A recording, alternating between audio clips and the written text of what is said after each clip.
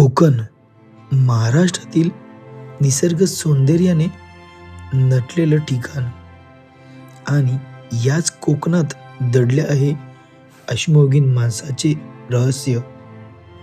ही कथा आहे मानव निर्मितीची, तिच्या पिढ्यांची, तुमची, आपली, आपल्या पूर्वजांची, ज्यांनी काहीतरी मांडून ठेवलं आहे आपल्यासाठी. ही गोष्ट आहे कोकणाची, चित्रांची, प्राण्यांची, मानव संस्कृतीची आणि सभोवतालची. ही कथा आहे कातळाची, कातळ शिल्पांची.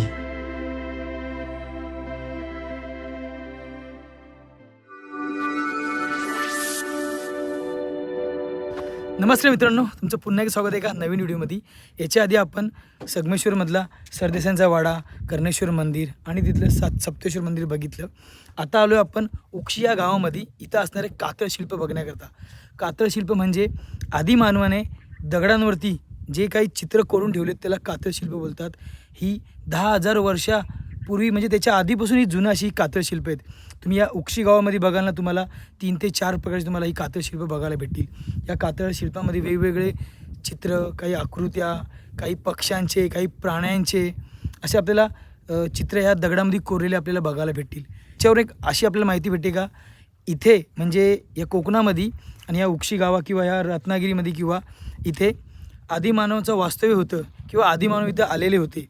आणि इथल्या काही चित्रांमध्ये ना आपल्याला गेंडा, हत्ती, काही पक्षी, काही मानवाच्या आकृत्या, काही विमानाच्या आकृत्या, रॉकेटच्या आकृत्या आपल्याला बघायला भेटतात. याच्यावरून असं लक्षात येतं का याच्या आधी इथे हे प्राणी होते किंवा काही जी आदिमानव होते ते काही स्थलांतरित झाले होते किंवा कुठून बाहेरून, किंवा त्यांनी त्यांच्या आकृत्या इथे एक म्हणजे आठवण म्हणून त्यांनी या दगडांवर किंवा कातळांवर काढून ठेवलेले आहेत. असा हा पूर्णपणे आपल्याला 3 ते 4 ठिकाणी अशी कातळ शिल्प आपल्याला बघायला भेटतात. त्याचपैकी हे उक्षी गावातील पहिलं कातळ शिल्प आहे. आपल्या इथे बाजूलाच कातळ शिल्प बघायला भेटतं बघा. आणि पूर्णपणे गव्हर्नमेंटने हे कातळ शिल्प एक चांगल्या प्रकारे राहावं किंवा यांचं संरक्षण नीट व्हावं त्याकरता पूर्णपणे चारी साईडला भिंती बांधून हे कातळ शिल्प पूर्णपणे सुरक्षित केलेत. जर काही तुम्ही इथं आले ना, तुम्हाला असं समोर ते कातळ शिल्प पटकन बघता येणार नाही, पण तुमच्याकडे ड्रोन वगैरे असेल किंवा तुम्ही उंच जागेवरून बघितलं ना, तुम्हाला ते कातळ शिल्प आहेत ना बरोबर तुम्हाला बघता येतील. तर तुम्हाला आपल्या व्हिडिओमार्फत किंवा तुम्हाला जेवढे कातळ शिल्प दाखवतील तेवढे मी दाखवण्याचा प्रयत्न करेल या रत्नागिरीमध्ये किंवा इथल्या आजूबाजूचे परिसर आहेत तिथले. तर चला तर आता ह्या उक्षी गावातील जे पहिलं कातळ शिल्प आपण ते बघण्याकरता जाऊया. माणसाने आपली गोष्ट सांगायला सुरुवात केली तेव्हाची ही भाषा आहे. कोकणातील सड्यांवर, खडकाळ डोंगरांच्या माथ्यांवर कोरलेली ही कातळ शिल्प आहेत. गेल्या काही वर्षात रत्नागिरी, राजापूर परिसरात हजारोंच्या संख्येने सापडलेली ही चित्र इतिहासपूर्व काळातल्या एका टप्प्यापर्यंत पोहोचण्यासाठी सर्वात महत्त्वाचे दुवा आहेत. उक्षी हे गाव रत्नागिरी जिल्ह्यातील गाव आहे. ज्यावेळी आपण गणपतीपुळे आणि जयगड ह्या रस्त्यावरती आपल्याला हे उक्षी गाव आहे. ह्या उक्षी गावामध्येच आपल्याला 2 ते 3 कातळ शिल्प बघायला भेटतात.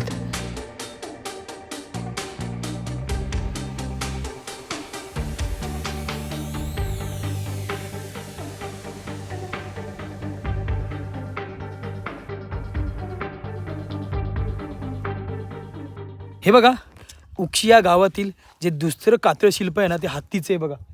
मागं तुम्हाला बघा एकदम भला मोठा हत्ती बघायला भेटत असेल बघा.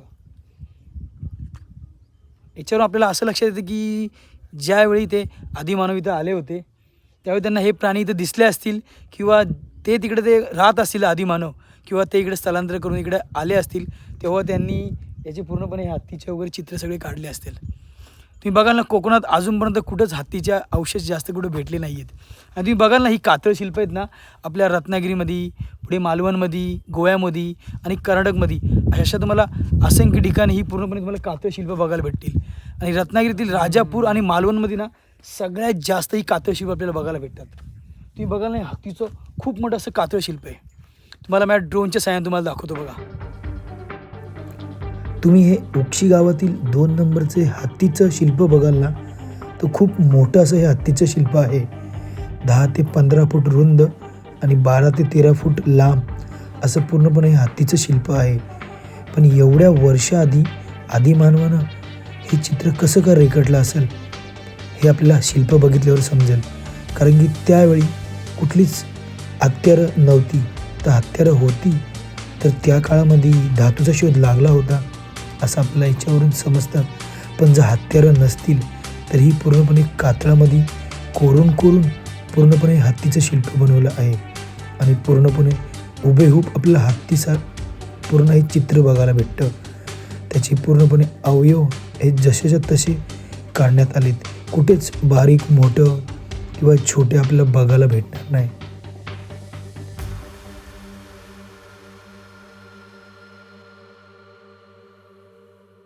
हे बघा, आता आपण बरोबर जयगड गणपतीपुळे या रस्त्यावर ना चाफे फाटा आहे.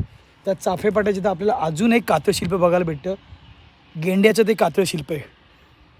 पूर्णपणे असं चांगल्या पद्धतीत त्याला दाखवण्याचा इथल्या गावकऱ्यांनी एक चांगली सुविधा करून ठेवली. म्हणजे असे आपण कातळशिल्प आपल्याला वरून बघावं लागतं ना, त्याकरता बघा वरच्या साईडला पूर्ण असं ब्रिज बांधले आणि मस्तपैकी जागा एकदम स्वच्छ अशी जागा आहे.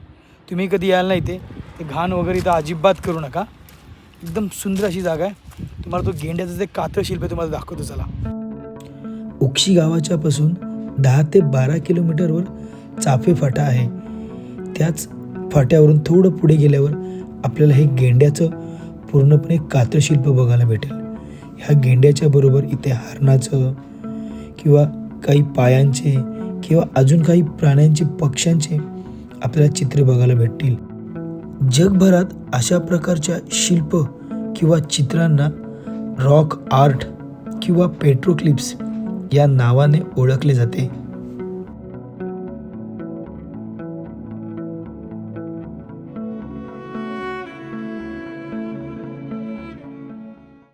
तुम्ही इथं बघाल ना मित्रांनो, आपल्याला एक मोठा गेंडा बघायला भेटतो, एक छोटंसं हरणीचं आहे.